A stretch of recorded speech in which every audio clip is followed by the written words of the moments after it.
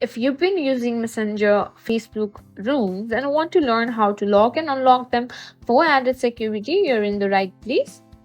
First, open the Facebook Messenger app on your smartphone or go to the Messenger website on your computer. Make sure you're logged into your account. If you haven't already created a room, go ahead and create one. Now tap on the People tab and select Create a Room.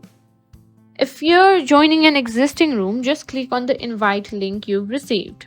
Once you're in the room, look for the room settings or options menu. On the mobile app, this is usually represented by the three dots or a gear icon.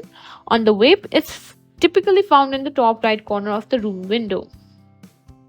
To lock the room, select Lock Room from the Options menu. Locking the room will prevent new participants from joining unless they are already in the room or have been specifically invited. When you're ready to allow more people to join, go back to Room Settings and select Unlock Room. This will make the room accessible to new participants who have the invite link, and that's how you lock and unlock Messenger Facebook room.